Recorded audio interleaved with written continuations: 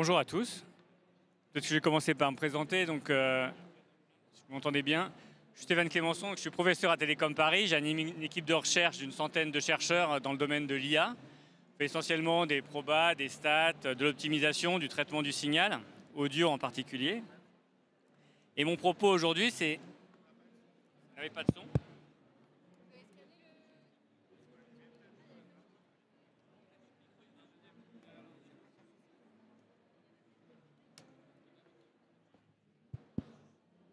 Et là, vous m'entendez ou pas? Non, pas plus?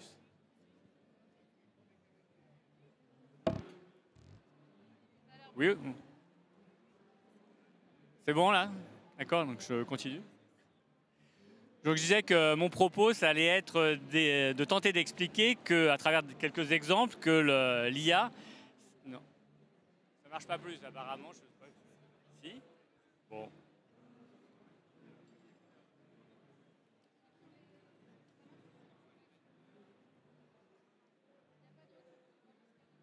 Apparemment, il faut scanner un QR code pour pouvoir m'entendre. Mais je vais essayer de parler plus fort en tout cas, pour que vous puissiez m'entendre. Je disais, ce que j'allais tenter de faire, c'est d'expliquer que l'IA, c'est certes des technologies de plus en plus fiables et opérationnelles qu'on utilise quotidiennement, pour déverrouiller votre téléphone portable par biométrie, par identification et reconnaissance faciale, pour générer du texte, faire un résumé, générer des images, donc c'est beaucoup l'IA générative. Donc c'est certes une course à l'armement, aux données, à l'ingénierie, mais ce n'est pas seulement de l'ingénierie, c'est aussi des idées, c'est de la science, et donc c'est ce dont on a besoin en tout cas pour que l'IA, dans un futur certainement proche, à la vitesse à laquelle évoluent les choses, soit véritablement une IA qui rende les services dont on a besoin, qui tienne vraiment les promesses, qu'elle soit, comme il était dit, de confiance. Alors, les travaux qu'on mène, ils sont également réalisés en collaboration avec l'industrie. Donc, IA pour l'industrie, c'est aussi le titre d'une chaire industrielle que j'anime avec mes collègues académiques et puis les R&D de grands groupes industriels comme Airbus, Renault Ampère ou Idemia. Et donc, voilà, je vais choisir quelques exemples qui sont des sujets ouverts. L'IA, c'est aussi un domaine scientifique foisonnant, assez interdisciplinaire, donc qui convoquait, comme je l'ai dit, beaucoup de probas, de stats, de l'optimisation, du traitement du signal et encore d'autres ingrédients mathématiques. Un autre chercheur aurait certainement fait d'autres choix que les sujets dont je vais tenter de vous parler et sans équation si possible. Donc voilà, bon. C'est un fait, l'IA, c'est aujourd'hui l'objet essentiel de l'ingénierie du numérique, de la robotique également, et on la retrouve voilà, dans des technologies qui sont pleinement opérationnelles. Et voilà, ça exploite beaucoup de ressources, d'ingénierie en particulier. Quand on pense voilà, aux capteurs, pensez à l'imagerie satellitaire, mais à nos téléphones portables, évidemment, aux technologies du web ou de l'IoT. Ces données, on sait les stocker, on sait les traiter, on sait réaliser le passage à l'échelle d'une certaine manière. On sait aussi les analyser grâce à tous les progrès qui ont été réalisés dans le domaine de la mémoire, donc du hardware. Et il y a une frénésie algorithmique, donc une recherche très incrémentale qui permet d'améliorer des algorithmes existants. Et ces algorithmes, en fait, ils ont une histoire qui est déjà très très longue. Et donc, c'est pour comprendre ce qui se passe et ce qui peut continuer à se passer prochainement, parce que le futur est très proche quand on parle d'IA. Il faut voir que l'histoire est longue, en fait. C'est une histoire qui a eu des hauts et des bas, qui a été un horizon voilà, pour les scientifiques. Aujourd'hui, c'est là. Ce n'est pas véritablement une surprise pour nous qui travaillons sur le sujet.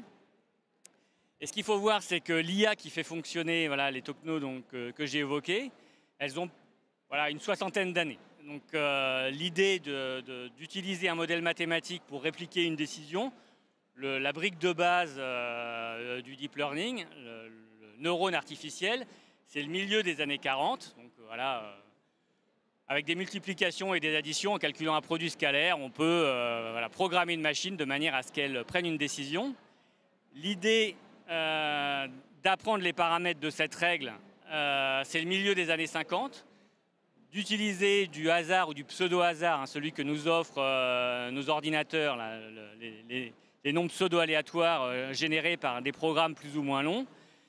Voilà, résoudre un problème d'optimisation pour apprendre les paramètres d'un modèle d'IA, c'est le milieu des années 50. Ce paradigme de l'apprentissage statistique, de reproduire des données pour entraîner un modèle à prendre de bonnes décisions.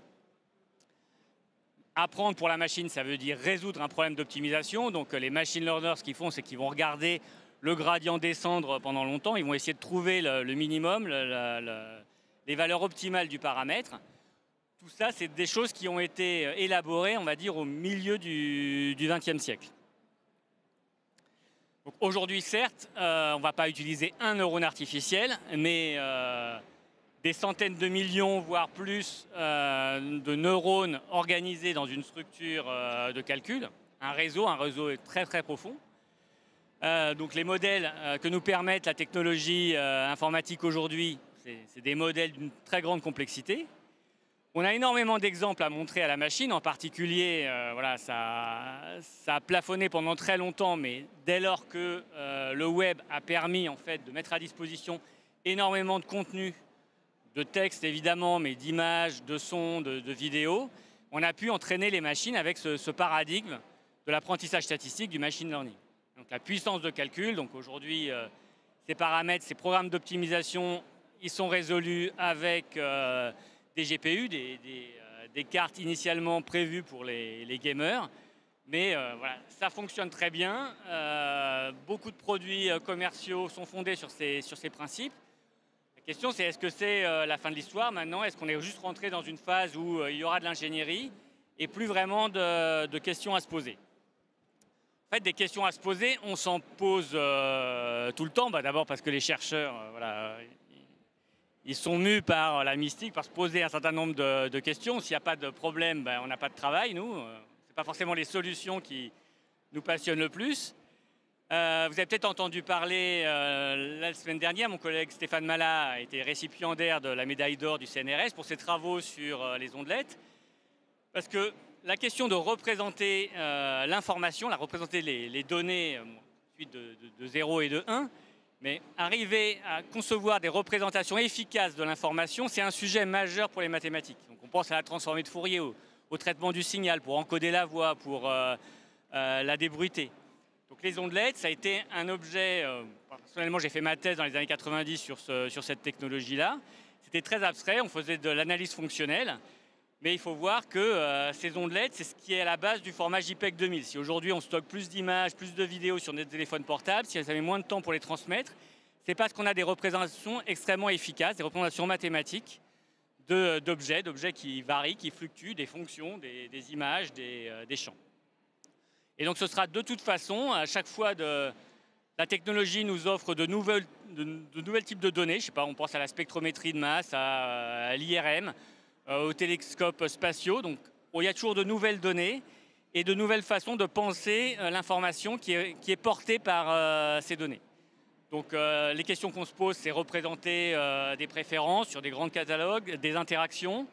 Le langage naturel, le langage naturel, en fait, il est encodé par des très très grands vecteurs. C'est ce que font les LLM. On va vous représenter l'information textuelle sous forme de vecteurs, donc d'objets sur lesquels qui visent dans ce qu'on appelle un espace vectoriel. On sait faire des additions, on sait les multiplier, calculer des produits scalaires.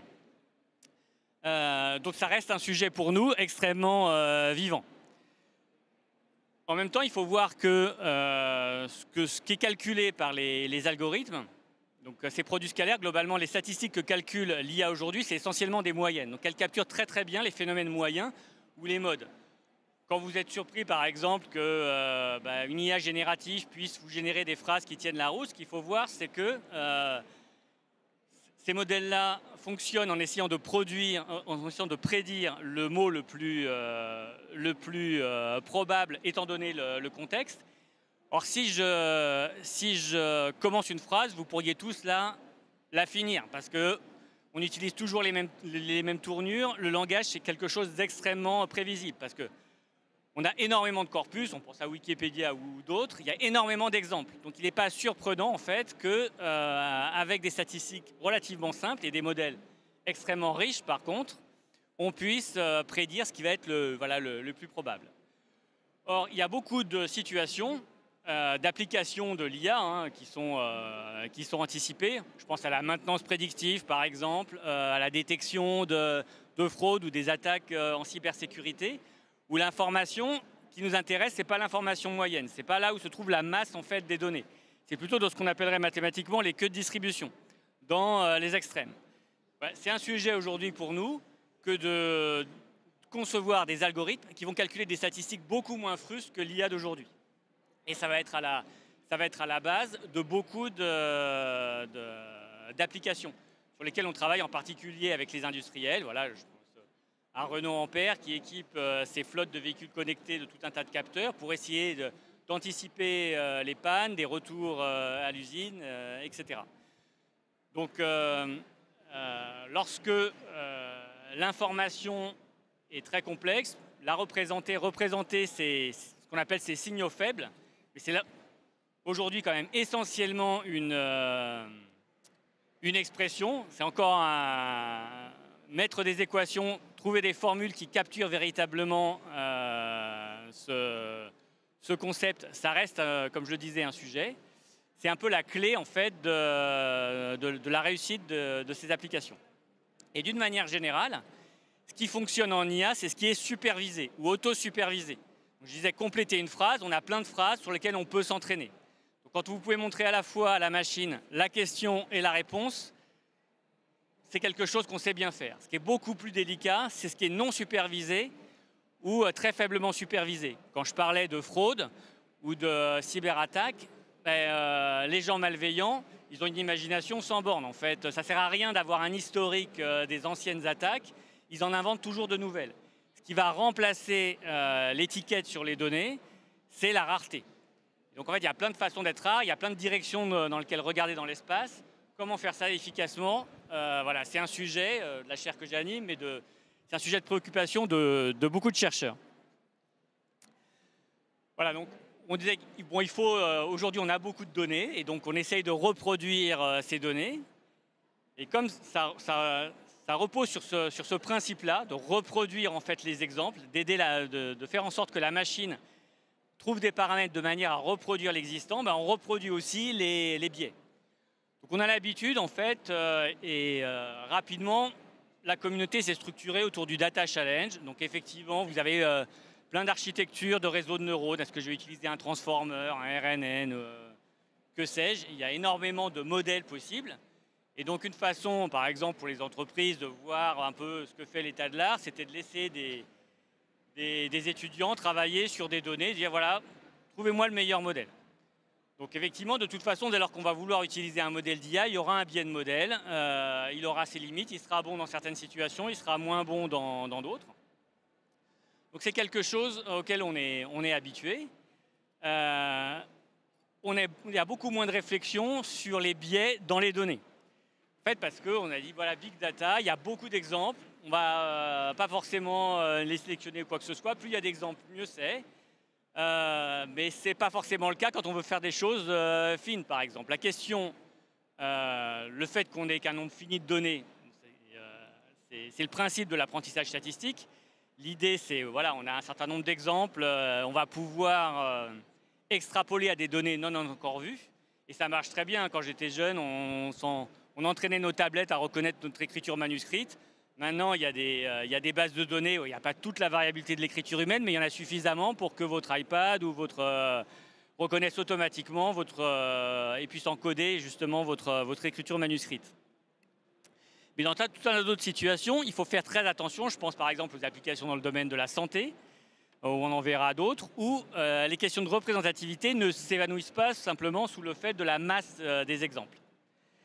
Donc, il faut voir que beaucoup des données qu'on utilise et qui nourrissent l'IA aujourd'hui sont des données où il n'y a pas du tout de soin dans la sélection des données. Très souvent, c'est de l'autosélection. Je décide de mettre mes images, mes photos sur le web. Voilà, vous avez ma tête de plusieurs façons sur le web. Les gens s'auto-sélectionnent, écrivent du texte. Il n'y a pas de question de représentation d'une population auquel qu'on voudrait cibler pour une application donnée. Et donc, un exemple sur lequel on travaille beaucoup dans mon équipe, qui est celui de la reconnaissance faciale et qui est un sujet aussi sociétal, parce que voilà, dès qu'on parle de biais, on pense souvent qu'il y a beaucoup de bases de données publiques sur lesquelles c'est très simple aujourd'hui, hein, avec tout un tas de logiciels open source. Vous pouvez fabriquer votre moteur de reconnaissance faciale de manière très simple. Mais les données qui sont sur le web, elles n'ont pas du tout de représentativité. Elles ne vont pas représenter la population qui est à un poste de douane ou dans les aéroports. Pourtant, vous utilisez ce type de technologie quand vous allez sur Paraf et vous voulez passer les portiques de sécurité plus rapidement. Et évidemment, il y a un certain nombre de surprises. Si on n'est pas attentif à les données sur lesquelles on s'entraîne, il n'y aura pas de garantie d'une généralisation contrôlée sur de nouvelles données. Et aujourd'hui, voilà, ce qu'on constate, c'est que les résultats ne sont pas forcément au niveau des performances espérées, c'est-à-dire en phase de laboratoire, quand on a essayé sur des données, quand on déploie, le niveau de performance est grand. Il y a un grand différentiel entre la performance attendue et la performance observée, et surtout, il y a d'énormes disparités. Donc on trouve effectivement qu'il va être anormal, la société va trouver anormal que, je ne sais pas, des femmes aillent plus souvent au contrôle manuel parce qu'il y aura eu une fausse alarme au portique. Donc ces disparités, bon, il y a d'autres, vous avez le site de normalisation américain, le NIST, qui tient justement à jour les statistiques de performance et qui offre au grand public justement les disparités selon certains segments de population, définis par ce qu'on appelle des variables sensibles, l'âge évidemment, le genre, l'ethnie quand la législation le permet. Il faut voir que les accusations contre ces technologies, elles sont complexes parce que donc il n'y a pas d'intention évidemment dans les lignes de code et il y a des biais de représentation des données. Donc la question c'est est-ce qu'on peut donner accès justement aux entreprises qui élaborent ces technologies des données véritablement représentatives des populations sur lesquelles elles vont être déployées. Il y a le biais de modèles dont on va parler. De toute façon, effectivement, il y a peut-être des structures, des ResNet, des réseaux qui vont beaucoup mieux marcher sur certaines populations que sur d'autres. Et il y a aussi la difficulté intrinsèque des problèmes. Est-ce que c'est un objectif louable de vouloir égaliser exactement le niveau de performance sur tous les segments de population ? L'exemple qu'on donne souvent, c'est que la performance prédictive, elle chute sur les nouveau-nés, par exemple. Mais on conviendra que des fois, même les parents peuvent s'y tromper. Quand, après quelques semaines de naissance, c'est difficile d'avoir les caractéristiques qui permettent de discriminer, de reconnaître exactement son nourrisson. Donc tous ces biais, en fait, sont largement entremêlés. Et c'est un sujet en fait, de comprendre en fait, quels sont les facteurs qui vont expliquer les disparités et de réfléchir à ce qui serait acceptable dans un compromis entre la performance et puis égaliser un peu les performances pour que l'IA soit pleinement acceptable. Mais ça demande de mettre, de demander au programme en fait, de réaliser de nouveaux compromis. Pas seulement équilibrer la performance, mais aussi d'autres aspects. Et le cahier des charges, d'une manière générale, d'une IA qui serait éthique, qui serait une IA de confiance, il est beaucoup plus complexe que simplement la performance prédictive, la question de passage à l'échelle, qui nous a beaucoup occupé ces dernières décennies.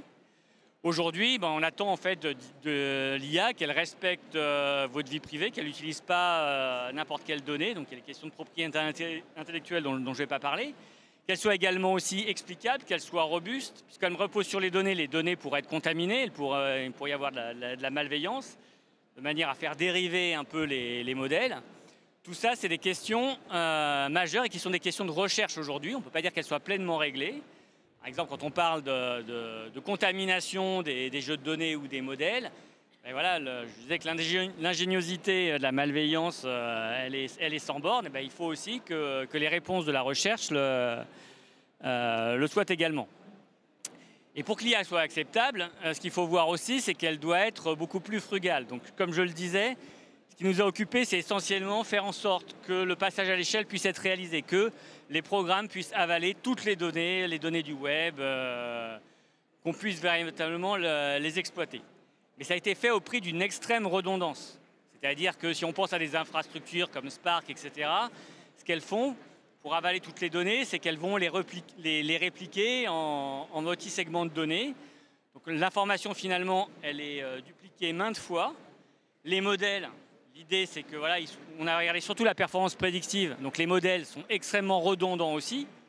D'ailleurs, et les modèles, par exemple, de reconnaissance faciale qui permettent de déverrouiller votre téléphone portable, ils sont beaucoup moins performants que celui que vous allez trouver à l'aéroport de Paris, simplement parce que si celui qui était au portique de sécurité d'un passage aux frontières, vous videriez les batteries de votre téléphone très très rapidement. Donc la question qui se pose, c'est comment faire une IA qui soit beaucoup moins coûteuse en échange d'énergie, en échange de... Vous avez tous entendu parler évidemment l'exemple de DeepSeek qui vous montre simplement qu'il est possible de faire bien avec beaucoup moins de paramètres. Et c'est un sujet aussi majeur pour la recherche de voir comment, on appelle ça distillation de modèles, on va dire compresser des modèles, faire en sorte que des modèles puissent marcher avec beaucoup moins de calculs et en préservant évidemment la capacité prédictive. Donc, c'est une question évidemment pour l'autonomie des objets connectés, mais qui fonctionnent très souvent sur une batterie, mais c'est aussi une question majeure pour l'impact environnemental de l'IA. C'est un sujet qui touche très particulièrement voilà, les chercheurs. Donc c'est un sujet de préoccupation, comment faire en sorte que l'IA soit beaucoup moins gourmand en énergie. Or aujourd'hui, l'IA, nos données, en fait, ça va directement dans des data centers où elles vont être traitées. Donc tout est largement centralisé, même si il y a un niveau de distribution, il y a toujours des machines maîtres qui vont agréger l'information. Et encore une fois, ce n'est pas du tout quelque chose qui a été pensé pour l'économie du calcul. Ça a été pensé surtout pour la performance. D'accord ? Or, aujourd'hui, un champ méthodologique majeur dans le domaine de l'IA, c'est d'aller vers une IA décentralisée. Ce que permet l'edge computing. On prend un boîtier d'IoT, il est capable de collecter de l'information, de le transmettre par différents types de réseaux, de protocoles. Il est aussi capable de faire des calculs. Donc, ce qu'on voudrait finalement, c'est que l'information reste largement au niveau en fait, de ces unités de calcul. Mais ce qu'il faut voir, c'est que dans un cadre distribué, je parlais de statistiques simples, je disais que ce que fait l'IA aujourd'hui, c'est essentiellement calculer des moyennes, des fréquences. Calculer une moyenne dans un cadre distribué, c'est un enjeu majeur, puisqu'aucun nœud de calcul ne va voir l'ensemble de l'information globalement. Donc il faut arriver à faire percoler l'information de manière efficace pour pouvoir bénéficier de l'information qui est portée sur tout le réseau. Aujourd'hui, les algorithmes qui existent, il y a des algorithmes décentralisés, mais ils sont, le protocole de communication est défini avant d'avoir vu même les données. Donc il est extrêmement redondant, chaque nœud de calcul va avoir plein de fois la même information. Et donc voilà, c'est encore un domaine qui est largement ouvert pour la science, c'est comment faire une IA décentralisée, mais qui soit véritablement économe en calcul. Il n'y a pas seulement le niveau de performance, mais on essaye aussi d'optimiser les échanges de données, les échanges de statistiques, aller vers des protocoles de communication qui soient, le mot savant, c'est adaptatif. Et enfin, voilà, je disais que ce qui fonctionne très très bien, c'est le cas où on a des exemples et on a à la fois l'entrée et la sortie désirée, et puis on va entraîner l'IA à le reproduire. Quelque chose qui est largement encore un champ d'investigation et qui le sera certainement pour très longtemps, c'est l'apprentissage actif ou l'apprentissage par renforcement. Des situations où la machine ne va pas seulement chercher à exploiter des données, mais elle va aussi interagir avec son environnement pour éventuellement poser des questions. C'est ce qui va se passer quand vous allez envoyer un robot sur Mars. Il ne connaît pas complètement son environnement, il va devoir l'explorer autant qu'exploiter les données. Et alors évidemment, il y a des choses qui fonctionnent très bien. Vous avez vu les succès d'AlphaGo, où vous pouvez voir comment une machine va très vite apprendre à jouer à un jeu vidéo. Il faut voir qu'un jeu vidéo, c'est un programme. Un jeu combinatoire, comme le jeu de Go ou les échecs, c'est aussi un environnement qui est complètement fini. Donc la machine peut jouer plein de parties, mais ce n'est pas le cas quand le robot va devoir survivre au fond des océans ou sur une autre planète. Et donc, ces situations où on va devoir faire un certain nombre de compromis permanents entre l'exploitation et l'exploration, c'est des sujets en fait sur lesquels il y a énormément de progrès à faire. Donc voilà, c'est pas du tout la fin de l'histoire, sauf que l'histoire, elle peut tout à fait s'accélérer. Il y a une chose aussi que je voudrais évoquer, avant éventuellement de passer aux questions, c'est qu'évidemment les chercheurs produisent de la publication, une publication qui est de plus en plus spécialisée et qui est lisible par quelques experts, surtout que tellement d'articles que ces articles sont extrêmement courts, ils sont lapidaires. Mais aujourd'hui, la recherche, elle offre des garanties de reproductibilité qui n'étaient pas le cas, moi, quand j'ai démarré ma recherche. On dit que cette reproducibilité, elle tend à être sans friction, parce que, au-delà des publications, ce qui est mis à disposition du public, et puis des centres de R&D, des entreprises, c'est du code open source. Donc c'est bien de dire, voilà, finalement, mon algorithme, il fonctionne beaucoup mieux que l'état de l'art. C'est vérifiable, en tout cas, sur les jeux de données. Donc on partage du code. On partage des données et puis on partage aussi des expériences sur quel type d'infrastructure j'ai fait tourner mon calcul, combien de temps ça a mis, quelle était finalement l'empreinte carbone de ce run. Donc évidemment, tous mes étudiants ont un GitHub. Donc par exemple, j'évoquais les questions de détection d'anomalies en apprentissage non supervisé ou les questions de prédiction pour des signaux extrêmes. Voilà, c'est des exemples de GitHub où on propose en fait aux ingénieurs de prendre en main les idées et puis de les faire fonctionner sur leurs données ou de voir comment les adapter. C'est complètement ouvert. Souvent, les licences permettent de faire évoluer ces packages et puis de les maintenir à jour, de faire en sorte que dans 2 ans, dans 3 ans, ils puissent continuer à fonctionner. Donc, voilà, le temps s'est énormément ralenti entre la production d'idées et l'éventuelle mise en œuvre de ces idées sous forme de technologie. Par exemple, je parlais de biais. Si vous voulez scanner par exemple le QR code, vous verrez une démonstration d'une technologie qui permet de détecter les biais dans les données, par exemple, et puis éventuellement de les corriger en présence d'informations auxiliaires. Donc de résoudre cette question justement de représentativité dans les données de l'IA. Donc voilà, c'est une technologie qui sort des labos, mais qui était en prématuration l'année dernière et qui aujourd'hui cherche à se mettre sur le marché. Donc voilà, le paysage a largement évolué en ce qui concerne le domaine scientifique de l'IA. Mais voilà, pour conclure, c'est quelque chose qui a en tout cas encore de l'avenir pour ces prochaines années. Beaucoup de questions, j'ai essayé à travers moi ce que je comprends et ce que je maîtrise, j'ai tenté de vous convaincre qu'il y a beaucoup de questions passionnantes et auxquelles il va falloir s'atteler pour pouvoir faire en sorte que l'IA soit véritablement une IA à la fois efficace mais également en laquelle on puisse avoir toute confiance. Voilà, je crois qu'il reste 15 minutes et donc c'est ce qu'on m'avait dit. Je vais essayer de répondre à des questions si vous en avez. Est-ce qu'il y a des questions ?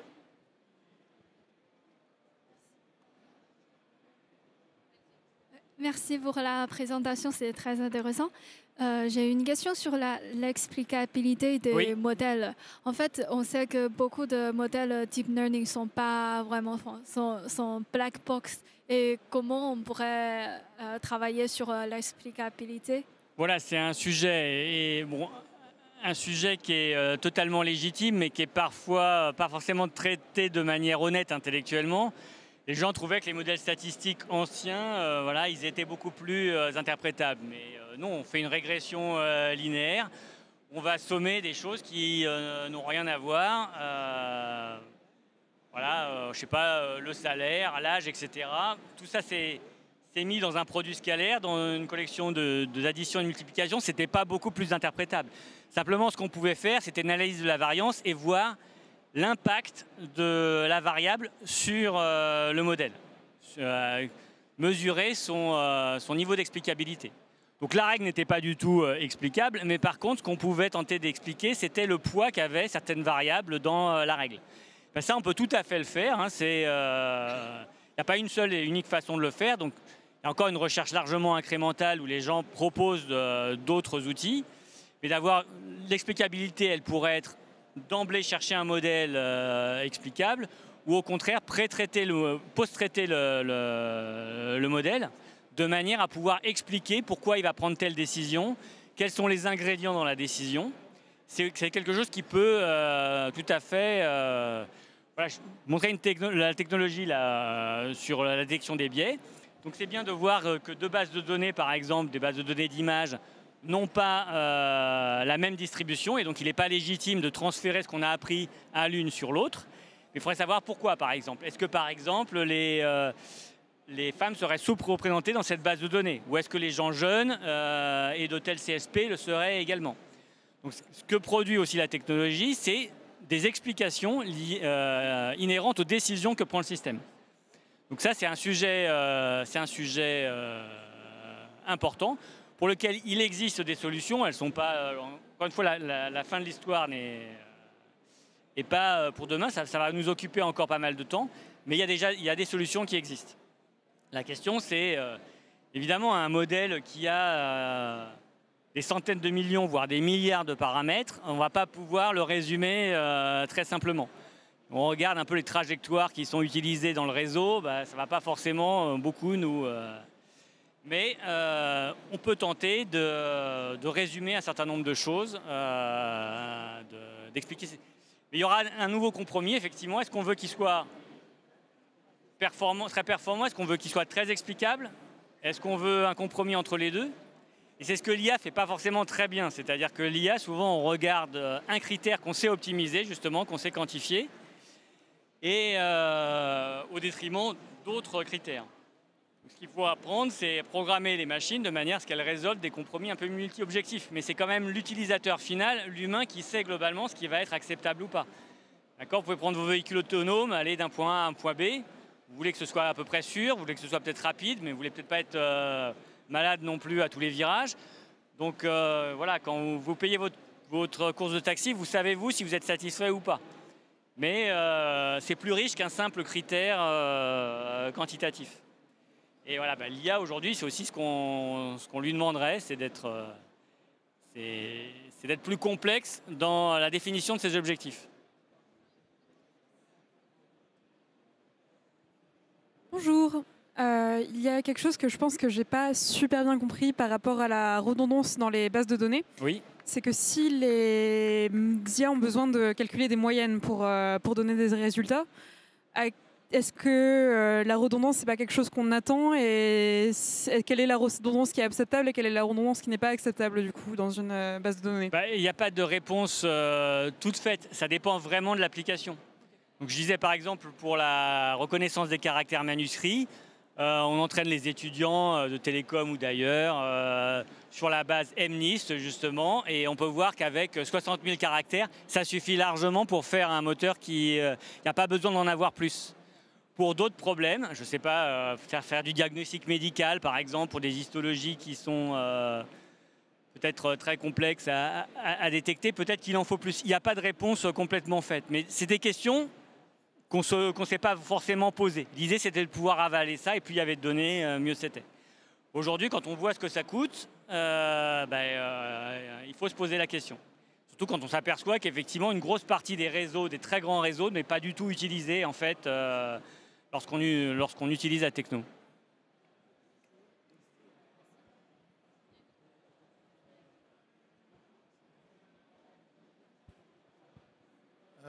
Bonjour.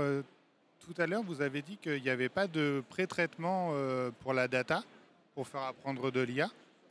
Il y a beaucoup de pré-traitements pour les données, justement. Non, mais en fait, elle n'était pas triée. Elle n'était pas triée, on lui faisait prendre n'importe quelle donnée, et en fait, c'est la masse de données qui faisait la qualité du modèle. Moi, j'ai eu un cas un peu particulier où, en fait, on a fait apprendre des données, et on lui a fait réapprendre les erreurs qu'il a faites. Oui. Le problème, c'est que le biais, on a perdu en qualité. Parce que tout ce qui était mal compris s'est retrouvé surreprésenté. Du coup, est-ce qu'il y a un moyen d'avoir un bon échantillon de données? Alors, tout a un coût, tout a un prix, en fait. Et la représentativité, ça a un prix. Aujourd'hui, personne ne fait plus de véritables sondages, mis à part l'INSEE, quelque chose qui coûte très cher, avoir une idée de sa population et de savoir dans quelle mesure une cohorte, en fait les cohortes sont forcément biaisées, mais on peut apprendre à les redresser si on a une idée de la population en fait qu'on vise. Donc, alors là, c'était pas sur de la population, c'était sur la détection sur des factures, par exemple. Et en fait, on s'est rendu compte que les factures, par exemple EDF, qui sont nationalisées et qui sont exactement le même modèle, étaient reconnues très souvent. Donc on n'avait aucun problème de fiabilité là-dessus. Par contre, voilà, quand c'était une petite facture d'un petit plombier, eh ben, il repassait systématiquement en fake, parce qu'il ne l'avait pas reconnu. Et donc, du coup, il devenait... Alors, on parle d'un autre type de biais. En fait, là, on parle en fait de performance prédictive et de performance prédictive. Même quand on prend une décision simple, que la machine va prendre une décision simple, il y a deux binaires, par exemple, il y aurait deux façons de se tromper. Donc, c'est un cas classique que vont voir quand on veut faire, par exemple, de la détection de fraude. Ben, des fraudes, il y en a heureusement beaucoup moins que de cas non frauduleux. Je sais pas, il y en a 1% par exemple. Si je lance un algorithme naïf, il va me dire bah, rien n'est frauduleux, mais je fais qu'1% d'erreur. Mais en fait, j'ai fait 100% d'erreur. J'ai regardé en fait, parce que finalement, le critère qui est optimisé, qui est l'erreur de classification, c'est pas du tout ça qu'on cherche à faire. On cherche à regarder quelque chose qui est beaucoup plus complexe, qu'un compromis entre les faux positifs et les faux négatifs. Quand vous avez pensé, quand on regardait les mérites des tests Covid qu'on faisait il y a 5 ou 6 ans, il y avait des discussions interminables sur les mérites de tel ou tel type de test. Et c'est plus du tout, en fait, un scalaire qu'on regarde, c'est une courbe, qu'on appelle la courbe ROC, caractéristique de l'opérateur de réception, justement. On regarde les faux positifs contre les vrais positifs. Et on veut regarder un compromis, justement, qui nous satisfasse. Voir combien coûte une fraude et combien rapporte un dossier non frauduleux, par exemple. Et donc, c'est à ce titre-là qu'on peut transformer ça en un problème d'optimisation. Mais il y a aussi un sujet qui est de comprendre ce qu'on est véritablement en train d'optimiser grâce à un algorithme. Donc effectivement, si je ne fais pas attention à ce compromis et si je me réentraîne que sur ceux qui étaient jugés frauduleux, s'il y en a une majorité, je vais avoir tendance effectivement à prédire beaucoup plus souvent frauduleux qu'il y a véritablement dans ma population. Donc c'est une réflexion à avoir sur le critère, véritablement ce qu'on veut optimiser avec du machine learning.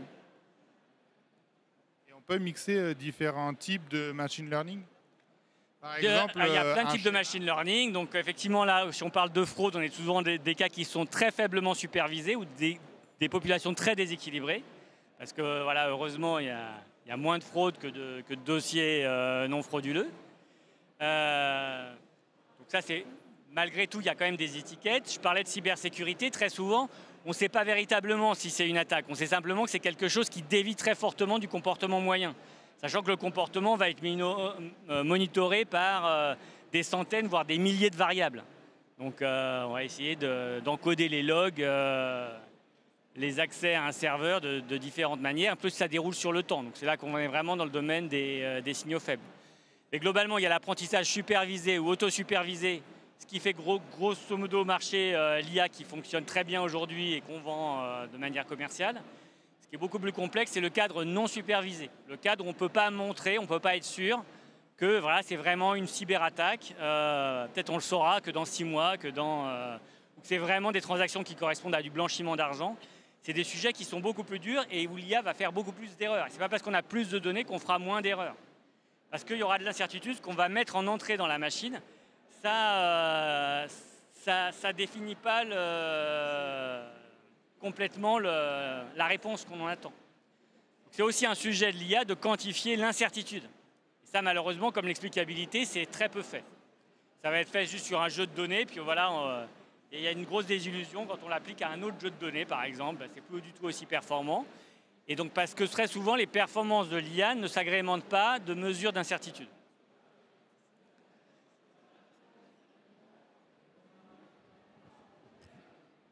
Est-ce qu'il y a d'autres questions? Non?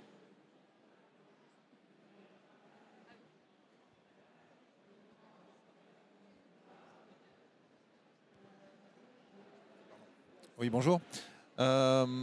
Justement, pour cette histoire de contrôle de la performance de l'IA, est-ce qu'il n'y a pas des outils, des méthodes qui permettent de créer un référentiel qu'on vérifie à chaque fois qu'on modifie soit le modèle, soit les données, qu'on fait vivre notre système, et qu'à un moment donné, on repasse le référentiel pour vérifier s'il y a un écart type ou pas par rapport à un certain nombre de données clés, de paramètres, je ne sais pas quoi. Bref, un référentiel qui permettrait de voir s'il y a un écart par rapport à cette nouvelle évolution. Il y en a, mais ce n'est pas clé en main. Comme je disais, par exemple, moi j'ai personnellement beaucoup travaillé sur la question du biais de sélection dans les données. Tester si deux bases de données sont égales en distribution, par exemple, s'il n'y a pas eu une dérive dans les données, c'est un challenge algorithmique. On sait bien le faire, ce que serait faire un médecin en santé publique, c'est de regarder deux cohortes et de regarder, je ne sais pas, la tension artérielle sur une cohorte et sur l'autre, sur deux, je sais pas, pour des essais cliniques par exemple. Ben, c'est simple globalement de voir si une population a tendance à avoir une tension artérielle plus élevée que l'autre en fait, parce que on fait un test statistique de rang, c'est très simple, l'information elle est visualisable, mais dès qu'on est en grande dimension, ça n'existe plus. Donc en fait, il n'y a pas de chose aussi simple que des tests de rang par exemple qu'on pourrait faire pour voir. Donc, il y a des réponses que produit la recherche en ce moment, parce que c'est des questions qui sont légitimes et qui conditionnent le succès. Il y a aussi ce qu'on appelle l'auto-ML, c'est effectivement apprendre, au lieu de faire un data challenge et d'attendre que voilà, les étudiants aient transpiré, d'utiliser, de faire ce qu'on appelle la sélection de modèles et de comparer différents modèles, différents hyperparamètres de manière automatique sur une population référentielle. Donc c'est ce qu'on appelle l'auto-ML. Il y a des entreprises qui font ça, je pense à DataRobot par exemple, dans la Silicon Valley, qui vont fournir des solutions d'auto-ML. Mais comme je disais, il n'y a rien qui va empêcher, qui va supplanter la réflexion. Il y a des questions de qu'est-ce qu'on est en train véritablement, qu'est-ce qu'on veut véritablement optimiser, qu'est-ce que c'est que le critère de réussite. Est-ce que j'ai les bonnes données pour faire ça? Est-ce que j'ai le bon modèle? Sachant que très souvent, la performance du modèle, elle est résumée par une seule statistique. Des fois, sans intervalle de confiance. Alors, des fois, le modèle, il va être bon sur certains segments de population, beaucoup moins. Ça demanderait en fait une réflexion. Ce qui nous intéresse, ce serait plutôt une erreur dite locale, en fait. L'erreur, le modèle, il est bon, mais dans quelle situation, finalement? Et donc, ça, c'est quelque chose que n'offre quasiment aucun logiciel d'IA. C'est une statistique, point barre. On vous dit, voilà, je suis dans les benchmarks... parce que ça obéit à une sorte de narratif et voilà, il faut que les choses soient quantifiables et aisément quantifiables.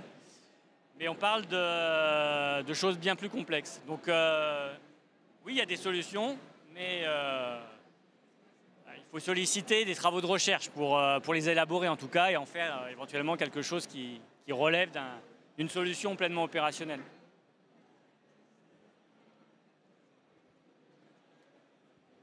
Est-ce qu'il y a une dernière question? Moi, j'en ai une, du coup. Vous avez dit qu'il y avait de la redondance à la fois dans les données et dans les modèles et leurs paramètres. Est-ce que, du coup, si on arrivait à mieux peut-être synthétiser la base de données, on arriverait proportionnellement à réduire la taille des grands modèles actuels et avec la même efficacité? C'est un sujet de voir comment sélectionner justement les données qui vont permettre de faire des progrès. Ça renvoie à ce dont j'ai parlé, là, le renforcement, l'actif, arriver à poser les bonnes questions justement pour arriver à améliorer plutôt que de poser trop de fois la même question ou des choses qui ne font pas véritablement améliorer la performance, hein, tant qu'on sait. Donc la question de la sélection des données, C'est une question qu'on savait bien régler en fait quand on faisait des sondages. Parce qu'effectivement, ça coûtait très cher de collecter des données, donc on les acquérait avec un plan d'expérience. Aujourd'hui, il n'y a pas de plan d'expérience. On a ces énormes bases de données, ces LAC. Il faut concevoir maintenant des algorithmes pour pouvoir les sélectionner. Il y a des solutions, mais ce n'est pas des solutions qui sont sous forme d'une librairie facilement utilisable. Parce que s'entremêle complètement la destination, en fait, la finalité de l'analyse des données. Donc, voilà, si on fait des choses ambitieuses comme la détection de dossiers frauduleux, ben, finalement, c'est peut-être ces champs-là dont on a besoin également. Finalement, c'est pas tant sur la dimension des données, en fait, qu'on travaille. On ne va pas faire une ACP ou ce genre de choses. Très souvent, c'est plutôt sur la volumétrie. C'est que finalement, on n'a pas besoin de temps, je ne sais pas moi, d'exemples d'individus caucasiens pour entraîner son moteur de reconnaissance faciale parce qu'il y en a déjà suffisamment. Par contre, d'autres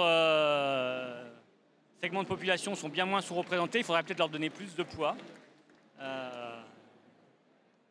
Voilà, c'est un sujet également. Bah, merci beaucoup pour cette masterclass très intéressante, du coup. Je peux vous applaudir.